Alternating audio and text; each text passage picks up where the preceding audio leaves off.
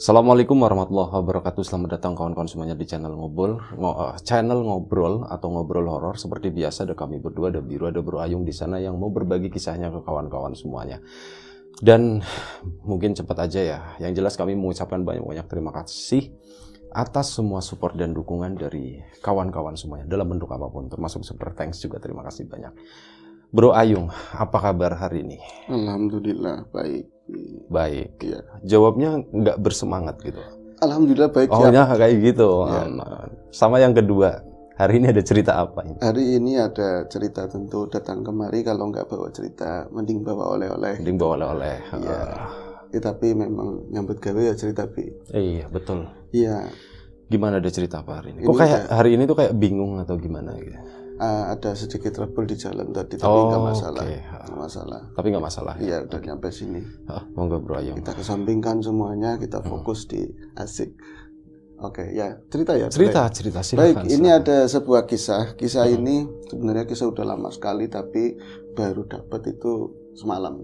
Cerita udah lama tapi baru dapat semalam. Baru dapat semalam, ngobrol-ngobrol sama teman-teman, dan lokasinya masih belum jauh ya, masih di Tumaritis, kampung yang begitu kami banggakan sebagai anak kampung sana.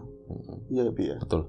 Iya, kami bertumpah darah Tumaritis gitu. Desa yang termasuk masih asri juga. Masih asri bagi orang yang merasa nyaman. Yang pusingnya pura-pura asri, Bi. Iya. Mana tempat ya. By the way, iya. Semenjak di sini gitu ya, Bro Ayung ceritanya tuh agak pelan gitu. Apakah ruangannya terlalu senyap atau gimana? Oh, seperti itu ya. Baiklah, aku akan volumenya ada di sini sebenarnya. Volumenya di sini. Di kempongan gitu. Aku gedein segini ya, boleh ya. Oke. Baiklah, ini adalah cerita di Tumaritis, di mana Tumaritis adalah sebutan untuk kampung saya. Aslinya bukan Tumaritis. Aslinya bukan. Tapi konon katanya karena banyak sekali tadi ya fenomena-fenomena yang angel dijelaskan, akhirnya ditumaritiskan. Iya, kita mengadopsi Tatang Es, satu kampung dari ceritanya Tatang Es dulu. Betul. Komik ya, Tumaritis. Nah, ini di Tumaritis kisaran 10 tahun yang silam tersebutlah, dan sekarang masih hidup orangnya, namanya Isah. Bi Isah. Benar, bukan Mbak ya, Bi. Soalnya udah usianya udah ibu-ibu. Dan dia itu seorang yang sangat power, dalam arti ibu-ibu yang kuat. Dia ditinggal suami sudah sejak lama sekali, tapi sempat punya anak juga. Kemudian untuk hari-hari dia itu nyari rumput, jadi punya ternak kambing. Nah, untuk tinggalnya itu di bantaran belakang, berarti belakang rumahnya itu persis adalah Kali Kemiri. Oke. Kali Kemiri kan ya sering disebutkan di sini juga ya. Itu hari-hari biasa dia itu ngarit nyiapin buat bocah sekolah ya, terus nanti dia nyari pakan. Kalau ngaji enggak, kalau ibu-ibu sana kan kayak ngaji sore habis duhur itu kayak wajib gitu ya. Kayak ada komunitasnya gitu. Ada komunitasnya, dan ada yang Senenan, Rebuan, Kemisan. Kalau ada hari setelah Minggu mungkin ada juga. Itu sangat antusias mereka, walaupun kadang ada pengkubuan gitu ya, Bi ya. Tetap apik-apikan seragam. Iya, ini yang orang kaya sama orang kaya. Iya. Yang kere sama kere gitu. Kok tahu, Bi? Iya. Begitu. Gitu. Ada juga pernah, ini ya sekilas saja ya. Pernah aku mau minjem motor sama saudara. Curhat ini, siapa tahu nonton. Bi, saya pinjam motornya, mau perjalanan jauh. Motor saya kan nggak ada plat nomor, namanya Pemuda kan, Bi. Terus aja singkie, kata jangan yang ini, Mio baru. Bi. Lah, kan kalau yang itu kan nggak ada ininya juga, sama juga bohong. Motornya udah wagu lah, udah nomornya juga nggak ini, udah mati kan. Soalnya Pantak Tenggo ngaji, mau dipakai buat ngaji, deket banget berapa langkah dari rumah. Karena ngajinya di situ, saya ngeliat udah ini speakernya udah toanya gitu. Toanya udah bunyi. Ya, perang apa dekat-dekat nggak apa-apa kayak gitu. Yang penting aku tetap pakai Mio. Yang lain pakai Mio ya saya pakai Mio kayak gitu. Malu kalau nggak kayak gitu. Angel kan. Prestis penting berarti. Iya. Terus cerita horornya di mana, Bro Ayu? Apa di mana tuh? Cerita horornya di mana? Oh, cerita horornya. Ini kan mau cerita horor. Ya tadi cuma selingan ya. Tadi ada horornya sebenarnya. Kebanyakan curhat. buat cerita berikutnya aja wis, tadi tentang bibiku ya. Kalau ini Bi Isah. Bisa itu hari-hari tadi ya nyari rumput. Kalau misal itu karena bantaran kali, apalagi kali Gemiri tempo dulu itu kan belum ada pembekoan, pembersihan kayak sekarang. Jadi pohon-pohonnya masih begini, masih banyak ikan itu melimpah banget, Bi, termasuk udang. Dan udang itu salah satu komoditas yang bergengsi lah. Maksudnya ini Ada harganya. ada harganya dan mereka biasanya menangkap udang versinya pakai cepon atau baki dari anyaman bambu, nanti dikasih beban sama potekan bata merah, dikasih tali, terus dikasih rungsep-rungsep kayak semak, diwuri-wuri pekatul, nanti ditenggelamkan di pinggir. Setelah 10 menit atau 5 menit diangkat, itu niscaya banyak udangnya. Iya, ya jenis-jenis udang kali yang nggak terlalu gede lah. Itu mereka biasanya nggak dikonsumsi sendiri, tapi dikumpulkan, dibikin payet, disetorin ke Jakarta. Oh, jadi dijualnya itu udah jadi gitu Udah ya? jadi. Kalau dulu kan ada tukang kerupuk ini yang pakainya belik yang keras itu, Iya. kotak. Itu dimasukin ke situ. Nanti kan banyak orang warteg. Itu nanti dijual di warteg.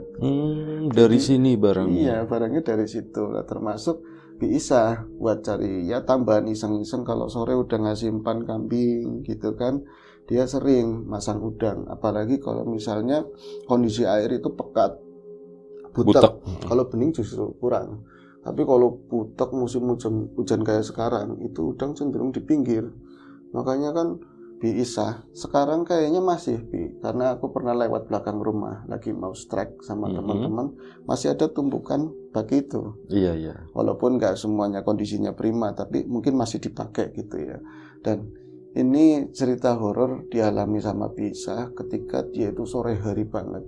Itu masang udang di sana. Masang jebakan udang. Jadi itu kawan-kawan naro udang itu di pinggiran yang sekiranya nggak harus deras, ada palangan kayu ataupun legokan-legokan seperti itu, nanti dikerek pakai tali, dicemplungin pelan-pelan.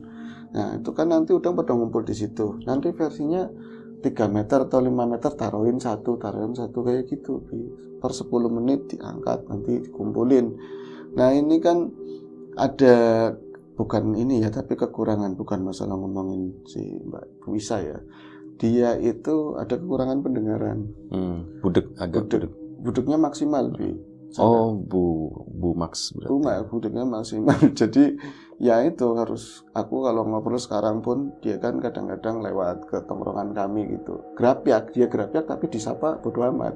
Iya, cuek karena itu tadi. Dia itu selalu nyapa kita kan bocah muda dimanapun tempatnya. Kadang-kadang aku lagi ke sawah ketemu dia, ngapain sini kayak gitu, anaknya nggak dibawa segala macam, itu ditanyain. Aku nyaut, cuma asik aja, Bi. Kayak cuek aja. Cuek, kita nyautin kayak dicuekin. Dia lempar bola tapi nggak mau nangkep. Iya, lempar bola sembunyi tangkepan. Jadi ya nggak ada respon sama sekali. Nah itu sudah berlangsung lama, katanya sejak kecil memang seperti itu. Jadi kalau orang dulu di 10 tahun silam nggak ada HP, sampai sekarang beliau juga nggak megang HP kan ya, terus mengandalkan tempo waktu itu dari jam dinding, nggak ngerti, apalagi di bantaran sungai itu kan pohonnya gede-gede banget, nggak kayak sungai sekarang udah cenderung bersih gitu ya. Siang pun kelihatannya gelap, apalagi itu udah gelap mau maghrib, ya kelihatannya biasa aja siang, anteng. Jadi udah ngumpanin kambing, Mbak Isa atau Bu Isa, Mbak Isa dia dulu, Mbak Isa ya, dia masih di putaran pinggir kali ngumpulin udang, terus dengan susah payahnya itu kerenggang itu ngangkat, diginiin kerek begitu. Itu harus pelan-pelan, kalau enggak udangnya meletik loncat semua, Bi. Pada kaget. Nah itu kalau dulu pernah tak bawain di ngobrol juga, aktivitas spiritual di kali itu nggak siang nggak malam, itu sosok beruncul ya yang sering ini yang benar populer di sana itu sosok muncul. Bahkan orang-orang yang nggak punya penglihatan pun bisa merasakan aktivitas tersebut, karena memang siang hari pun pasti ada suara dembleng kayak gitu, sesuatu yang jatuh tapi nggak ada ombak, nggak ada apapun, tapi pasti kali suara doang. Dan itu kayak orang jebur gitu, orang dewasa jebur, walaupun siang hari kayak gini, apalagi malam, apalagi sore. Nah buat Bu Isa yang kayak gitu ya nggak ada artinya, karena dia emang nggak mendengarkan sesuatu. Jadi kalau nggak ada riak ya aman kayak gitu kan. Akhirnya Dia itu satu nggak tahu waktu karena dia mengandalkan, kalau orang-orang kamu kan mengandalkan suara azan. Ini berarti mau maghrib. Suara-suara orang ngaji mau maghrib, dia memang nggak peduli karena memang siang ya gelap di situ, apalagi sore kayak gitu kan. Nah, Bu Isa itu punya ibu namanya Markona, Nyai Markona, Nyai Mar manggilnya Nyai Mar. Nah, wong dia kan di rumah Nyai Mar ini udah jatuhnya udah maghrib, udah Allahu Akbar, udah gemrengseng lah tinggal maghribnya doang. Ini Isah nangendi, nanya sama anaknya yang kecil, mama kamu di mana? Udah jam segini, kayak sega beras itu belum dijadiin nasi. Mau makannya primen, nanti habis maghrib kan makan bareng-bareng sama anak-anaknya dua ekor, 2 orang kayak gitu kan. Terus sama beliau, Ibu Mar, Mbah Mar sama si Isa sendiri. Kok mau maghrib banget belum pulang? Akhirnya kan dicariin, nanya sama anak-anaknya nggak tahu. Tapi kata tetangga, dan ada yang tetangga yang pendengarnya kayak gitu lagi. Di mana? Karena lagi ngono, lagi nyari udang. Oh, akhirnya ditututin pinggir kali. Namanya orang tua kan jalan aja terseksa kayak gitu ya, prembetan. Itu dari pagar-pagar kayu, pagar-pagar bambu supaya bisa menghindari yang semak-semak belukar kayak gitu. Itu kan ada setapaknya ya, Bi. Sampailah di pinggir kali. Ini benar ada yang bagi-bagi yang udah diangkat berikut tali plastik. Pakainya kan rapi ya dan basah. Berarti kan nggak lama diangkat. Tapi arahnya di sana ada lagi. Berarti Isa ada di ujung sana, di ujung kidul. Di situ itu lebih lebat lagi, dapuran bambu, pohon-pohon gedenya, Bi. Nah, ketika Mbah Mar makin ngidul jalan itu licin. Tadi kan airnya keruh, berarti lagi banyak hujannya. Dia nyusurin pinggir kali, ngomong, Sah, konang di, kamu di mana? Sah, wis sore, pan maghrib, udah mau maghrib, balik nok. Ngomongin kayak gitu, sah. Memang jam segitu ya nggak ada orang. Biasanya kalau agak sorean kan ada yang ke helikopter, buang hajat gitu. Dulu kan, Bi. Kalau sekarang udah nggak ada orang buang hajat. Itu nggak ada ketemu orang sama sekali. Pas udah beberapa ini tadi pasangan yang udah diangkat ke atas, bahkan nemu kayak semacam toples, tapi dari plastik. Itu banyak udang yang mating pletik kayak gitu di dalam. Tapi ditutup. Kayak orangnya uli kayak ini udangnya banyak. Isahnya mana? Digoleti, dicariin sama Mbah Mar sama Bu Mar. Kayak belis kali tulung aja regoni putune nyong. Jangan gangguin putu saya. Padahal anaknya. Jangan gangguin putu saya. Kayak bocang kene asli. Kayak orang ngerti baik, kayak nggak tahu saja orang tua saya siapa, jual nama kayak gitu. Tolong jangan digangguin. Wis mana seminggir, anak saya mana, putu saya mana. Nyariin Romya sendiri. Akhirnya pas dibalik ada pohon randu gede. Akarnya itu kalau buat ngumpet bisa, Bi, tapi nongkrong gitu, saking menjuntai ke atas pohon bambu. Apa tadi? Randu. Dicariin. Nah, randu kayak gini nggak ada yang negor. Pemerintah primen sih katanya mau digaruk-garuk, tapi enggak. Angel-angel, jadi ngelangkain itu pakai jarit kan susah. Nenek. Malah ke siapa bal diedek. Jadi dia itu, ini kan gede banget ya randunya. Ada lancip-lancipnya biasanya kan. Lara lancip dipegang begini, kakinya baru melara. Siapa diurut-urutin bal ugaha ular, jangan-jangan ular. Kiyal kayak apa? Nggak tahu itu bagian dada atau perut, nggak tahu. Itu ternyata Isanya ada di situ. Tergeletak pingsan di situ. Akhirnya posting longok, nyari tempat yang nggak bisa diinjak lah. Oh iya, muter bayi ya, muter. Kan bisa diputer itu pinggirnya sana sudah semak-semak ya. Itu muter. Ya Allah, nok lagi apa? Tanding turun nang kene, kok tidur di sini? Pingsan jebul itu pingsan. Wis akhirnya kan orang jam segitu ya nggak tahu cucunya apa, anaknya mau pingsan nggak bawa apapun. Kalau mau ngaji kan pasti ada minyak kayu putih segala macam, Bi. Impor pakai daun-daunan tuntutan, Bi, kan. Ada yang daun di gini baunya kentut gitu. Iya, itu daunan rambat, daunnya kecil itu. Kalau dikupas-kupas kayak gini makin bau banget. Nganggo godhong gue, Bi, pakai daun itu. Nganggo apa ya bocah ki pingsan, diuyuk-uyuk nok tangin nok, ki dulek dening sapa, diulek itu disambet gitu. Digangguin sama belis mana gitu kan. Gua bangun, iya nganggo ki itu sok-sok sumpel-sumpelin di sininya, Bi. Kan mambunya luar biasa, itu tangi, langsung bangun. Pas bangun, yang nggak bisa denger yang gimana ya, Bi, cuman hah kayak gitu, maksudnya aku nangin dia, aku di mana, langsung dipelengos, itu kali kayak gitu, baru kaget dia, gitu, ada sesuatu tadi dia ngomongnya seperti itu, Bi. Diperagakan sama Mbah Mar ya. Ya kalau si pencerita si Mbah Marnya sendiri udah nggak ada. Jadi akhirnya dibawa pulang, dituntun-tuntun, malah udangnya aja nggak dibawa pulang sama sekali. Terus pas di rumah ada tukang translate, Bi. Ada tukang translate, itu anaknya sendiri yang gak gede. Coba gue manekon, mamanya kamu itu tadi ketemu apa, bisa-bisanya pingsan, katanya begitu. Terus ditanya-tanyain, ya kayak gitu. Iya, samene segini, dikucel-kucelin palanya. Maksudnya apa? Maksudnya apa? Mama ngelihat anak kecil lagi pas ngangkat ini Udang. pasangan udang, itu di belakangnya ayu banget, cantik. Perempuan, rambutnya diket-diket, perempuan cantik. Ya perempuan atau apa, pokoknya anak cantik gitu ya. Anak cantik itu ayu banget, bersih banget, dikuceli palanya. Ini anaknya siapa? Kamu kok ayu banget, cantik, bersih, temen. Kok bersih banget, dikuceli kepalanya. Nggak nyadar sama sekali, Bi, bahwa ini bukan manusia gitu kan. Masih ngentas lagi, ngikutin lagi. Jadi ngambil yang berapa meter itu sosok itu ngikutin terus. Sorry, berapa meter biasanya? Iya 4 meter, 3 4 meter ya. itu ya nggak jauh. Itu ngikutin lagi. Terus karena terpesona gitu ya, dikucelin kayak perangasannya anaknya sendiri. Orang baik gimana sih, Bi? Jadi nggak ada prasangka apapun lah, walaupun sesuatu orang atau bangsa lain mau jahat aja dia nggak ada. Adanya kelihatan penampakan mata bagus ya udah dikuculin. Itu, matanya bagian buka, baru sadar, aku baru sadar, ternyata itu bukan orang, Bi. Siapa? Bukan orang siapa? Ini pocong, Bi, ternyata. Gimana ceritanya? Maksudnya kok bisa Iya. dari anak kecil kok? Dari anak kecil, dia itu bahasanya penjelasan anaknya itu dia nggak sadar bahwa yang bajunya bagus itu baju pocong, tapi bersih loh, mencorong. Pocong. Jadi nggak ngomongin itu anak kecil, yang itu mukanya perempuan, nggak ngomong ada rambutnya nggak ada, yang jelas pakaian itu pakaian pocong, itu nggak sadar itu pocong.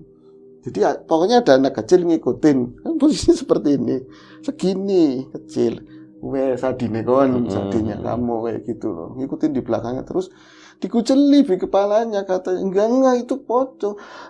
Ini sing kana. Itu yang di sana, di makam kan dekat.